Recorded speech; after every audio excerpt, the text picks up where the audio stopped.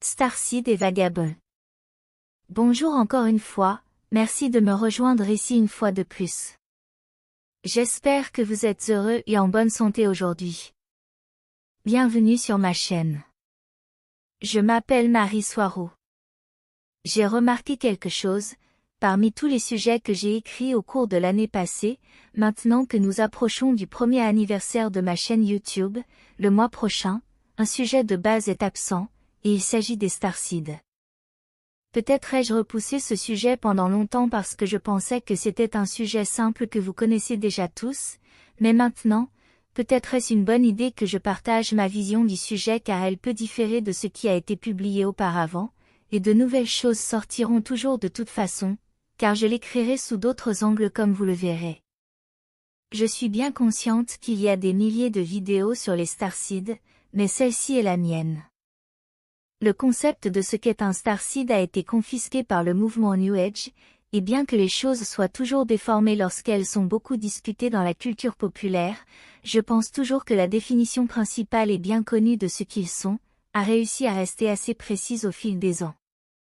Bien que toutes les âmes soient des Starseed du point de vue ultime et plus étendu, le terme s'applique à un point d'attention de la conscience, une âme qui a vécu d'innombrables vies sur d'autres planètes, utilisant un corps biologique qui pouvait ressembler ou non à un être humain. Aucune âme n'est formée sur une planète spécifique ou une autre, car elles sont toutes des fragments holographiques de la source, de l'univers, qui, par définition, n'est pas localisé car il est partout. Pourtant le terme Starseed s'applique à une âme qui, même si elle avait une préférence marquée, pour se réincarner plusieurs fois en tant que membre d'une race spécifique ou d'une autre dans l'univers, pour une raison ou une autre, a fini par décider d'avoir une ou quelques courtes et chaotiques incarnations en tant qu'être humain sur Terre. Une âme se crée par elle-même, par les choix qu'elle a faits à travers ses innombrables incarnations, où elle évolue lentement dans la conscience et la prise de conscience, passant de simples pensées à des pensées de plus en plus complexes, tout en se réincarnant constamment dans des êtres biologiques qui correspondent le mieux à leurs fréquences et à leurs vibrations, qui dépendent de leurs pensées, comme vous le savez. Toutes les âmes ont une tendance forte, celle qui domine toutes les autres, et c'est leur besoin inhérent d'expansion, le besoin de connaître et de prendre conscience de plus de choses, avec un profond besoin de croissance personnelle. Lorsque l'expérience qu'elles vivent dans leur vie ne sert pas à leur expansion, les âmes ont une forte tendance à se retirer du corps qu'elles utilisent. Cela signifie que le corps peut se flétrir et mourir, ou il peut devenir une coquille vide qui ne pense et n'agit que par l'action de l'inconscient collectif dans lequel il est plongé. Il devient un personnage non-joueur. C'est là que l'expression « ce travail tue mon âme » est plus appropriée que jamais, car la personne dans un travail monotone et ennuyeux qui ne l'immerge que dans des sentiments d'espoir et de dépression sans issue, cause littéralement le retrait de l'âme. À moins que l'individu dans cette situation ne trouve un sens à ce qu'il fait, ainsi qu'une autre activité qui nourrit l'âme, augmente sa conscience et lui donne de l'expérience.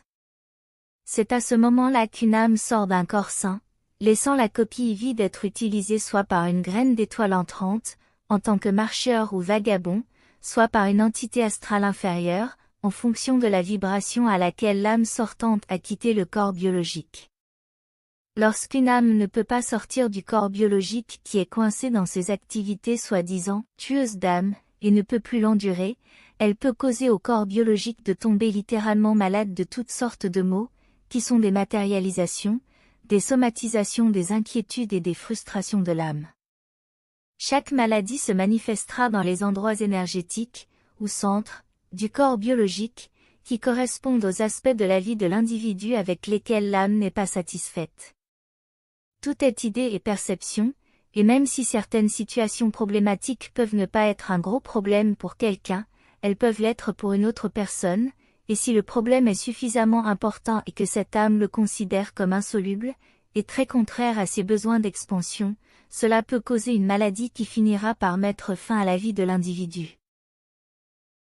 Du point de vue de la médecine de mes cultures, toutes les maladies sont psychosomatiques, toutes les affections proviennent de l'esprit, même celles qui ne semblent pas provenir des idées du sujet, comme par exemple, le résultat d'une activité répétitive erronée, ou d'une mauvaise habitude, qui trouve ses racines dans l'esprit des individus. D'un point de vue idéaliste, chaque âme se réincarne dans un être qui correspond le mieux à sa vibration, et cette vibration sera le résultat des pensées moyennes qu'elle a eues lors de sa précédente incarnation, donc chaque âme se réincarnerait dans un être un peu plus élevé, ou élargi dans sa conscience, à chaque fois.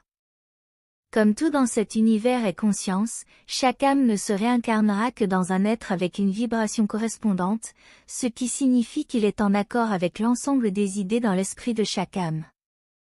C'est pourquoi il est logique de s'attendre à ce que chaque âme se réincarne dans quelque chose de légèrement plus évolué et conscient à chaque fois. Bien que ce soit un point de vue logique et une compréhension de la façon dont les âmes et l'univers fonctionnent en général, il est connu que de nombreuses âmes se réincarnent dans un être qui pourrait être considéré comme moins évolué que le précédent. C'est à ce moment-là que les âmes sont considérées comme s'étant incarnées sur Terre en tant que guides ou enseignants, pour servir de phare aux autres âmes moins évoluées afin qu'elles puissent s'inspirer pendant leur traversée de leur vie sur Terre. Mais même dans ce cas, je constate des idées et des conceptions erronées, avec lesquelles je ne suis pas d'accord, car dans la plupart des cas, il est affirmé, ou considéré comme acquis, qu'une expérience physique sur Terre en tant qu'être humain est quelque chose de moins que toute autre expérience précédente en tant qu'une autre espèce dans l'univers, qui doit être illuminée simplement parce qu'elle n'est pas humaine. Cela sous-estime grandement ce qu'une âme peut être et peut vivre en étant un être humain sur Terre. Comme je l'ai déjà dit, le corps humain, la condition humaine sur Terre, consiste à vivre dans un royaume existentiel partagé, qui mélange toutes sortes d'êtres, avec toutes sortes de vibrations, élevées et basses, dans un seul royaume, où ils peuvent interagir les uns avec les autres, ce qui ne pourrait pas être le cas ailleurs en raison de leur division. Les différentes vibrations les maintiendraient séparés les uns des autres, car elles ne correspondent tout simplement pas, comme je l'ai expliqué dans ma récente vidéo sur le fonctionnement des densités existentielles dans l'espace profond. C'est pourquoi des êtres de lumière sages et des démons narcissiques, ainsi que toutes les âmes intermédiaires,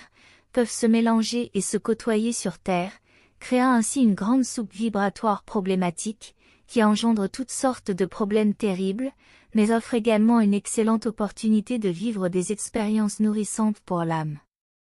Cela signifie que sur Terre, bien que toutes les personnes semblent essentiellement les mêmes, leur niveau de conscience intérieure peut être très différent, et il n'y a aucun moyen de savoir qui se trouve à l'intérieur de tel ou tel corps biologique spécifique, du moins jusqu'à ce qu'il ou elle ouvre la bouche et révèle quelque chose.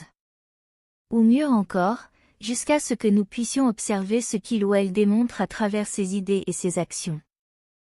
Le royaume existentiel sur Terre est un endroit où les êtres de lumière et les démons peuvent partager la même table et discuter, bien que ce ne soit qu'une expression métaphorique, car nous savons tous ce qui se passe réellement lorsque cela se produit. Pour comprendre ce que je veux dire, il suffit de se rappeler des interactions difficiles et stressantes qui se produisent lorsque différents membres de la famille, avec des idées et des vibrations différentes, sont obligés de partager la même table pendant les vacances. Maintenant, tu comprends ce que je veux dire. Une graine d'étoile est définie comme une âme qui a eu de nombreuses incarnations en tant que membre d'une race définie ailleurs dans l'univers, et qui a décidé d'entrer sur Terre en tant qu'humain pour une ou quelques courtes incarnations nourrissantes.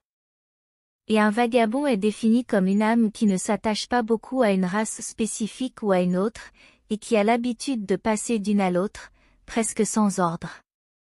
Et définir de manière générale quelqu'un qui n'est pas une graine d'étoile serait quelqu'un qui s'est attaché à se réincarner principalement sur Terre, en tant qu'humain, bien que strictement parlant, nous sommes tous des graines d'étoiles, comme tu le sais.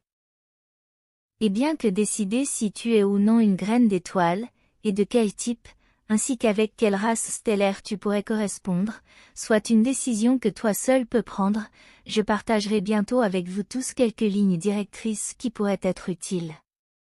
Mais n'oublie pas que tu es le seul à le savoir.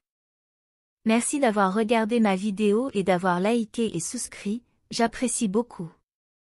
Et j'espère te revoir ici la prochaine fois. Prends soin de toi.